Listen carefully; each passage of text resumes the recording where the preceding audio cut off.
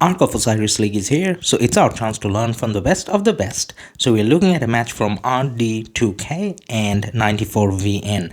This match halfway through looks extremely close. Now with a little less than 5 minutes left, we can see that RD2K is taking up position in the middle.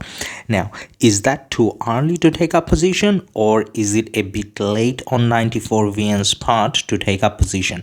When is the right time to take up position? We normally see teams take up the position around about this time, so a little less than 5 minutes. So I would probably say RD2K was right on time. Now, one of the things that 94VN is doing is engaging a little too early, one by one, rather than grouping up and doing that fight. So some of the marches are dying for no reason. Now, is that a mistake or is that a strategy? Well, if it's a strategy, it doesn't, from a viewer point of view, look like a good strategy, because RD2K is still holding their position, and now with some of the marches running back dead, 94VN, their ball does look a little bit smaller, saying that 94VN does have a lot of marches coming. At this stage, it does look like RD2K still has marches coming in, so all their marches are not there. I don't believe all their marches are on their way either. I'm just saying that based on the red lines and the blue lines that you can see coming in. Now, in terms of the buildings on the sides, they're still contested, so as much as both teams are sending marches in the middle, they do have quite a bit of a pressure going on the side buildings. Now, I would want to say that 94VN has a bit more of a pressure on these buildings, and they are probably using a few more marches than they should. Now, as much as the match is still close, RD2K does have an advantage. Now, we just saw mystical formation being used by 94VN. The main purpose of the video is looking at the mid fights, the positioning, and the skills being used. Now, was it a good time to use the skill? It does look like it was. There's quite a few 94VN marches in the middle, and it does look like they're sending more blue marches back, which is RD2K.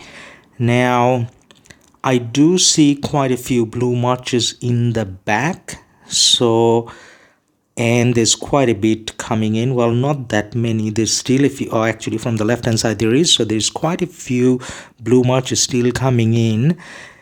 Now, in terms of the red team, they used the second skill now, which is to the death. Now, in terms of using to the death, we did see a little bit of it in some of the other matches as well. So we just saw the counter from the blue team, which is Heaven's Grace. So firstly, the blue team is using Heaven's Grace, which kind of counters to the death, and to the death actually costs more points.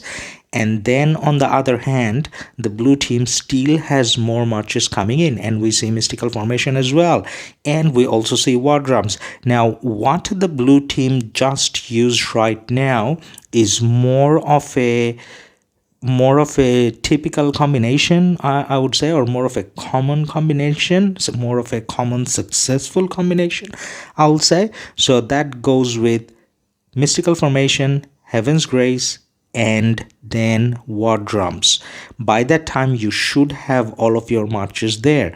Now, we just saw a very uncommon skill being used, which is mending pouch. Now, I'm saying uncommon, I mean, it's not one of those skills that no one uses, but it's not the most common skill. So in terms of the mid fight now, it does look like the red team has managed to push it a little bit towards the blue side, and they definitely have more marches. Saying that though, I believe the bars on the red marches are much lower than the blue marches, and the blue marches are consistently coming in.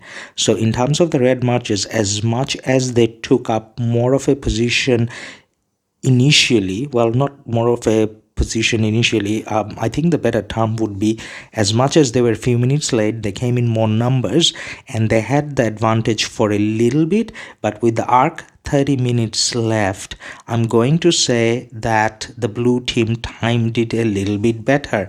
Now, the thing that I would like to consider here is, was it again a strategy where the blue team doesn't come with the full ball initially, or is it more of a timing thing, as in most of the people that could come initially, they came and the rest of them kind of followed suit? Or was it a time strategy where the initial smaller ball soaks up the damage from to the death, and then you have rest of the team coming in where they're not getting impacted by the massive damage that to the death kind of does?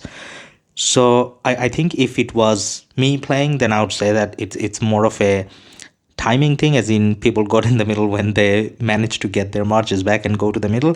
But we are talking about top Ark of Osiris teams.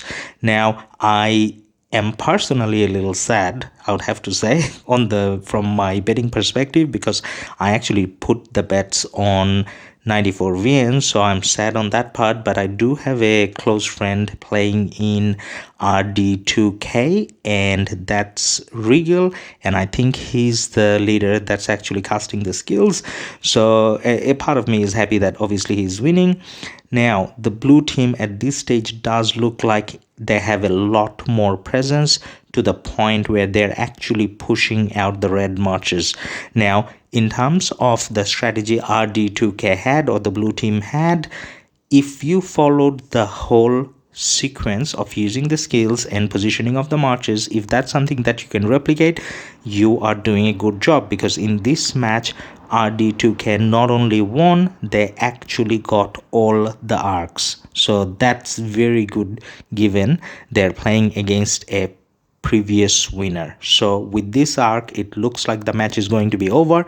Now, when it comes to 94 VN, not that I'm an expert, but I'm not too sure about the mending pouch choice. And secondly, I think after the initial ball, there was more of a requirement for more marches to keep coming in, because it's over time RD2K actually won this battle. Now, the reason why we're watching this specific part of the match is just so that we can get a good idea about how different teams go about mid fights, and try to analyze that a little bit. However, in future, we may look into doing full matches. At this stage, I do not have the capability or facility to actually do live streams, so I can't cover a full match. So for the rest of the Osiris League, we will try to get little snippets here and there, and hopefully learn something. Now, if that's the type of a thing that interests you, then definitely feel free to like and subscribe, so that you do not miss out any more of these videos. Bye from Ladus.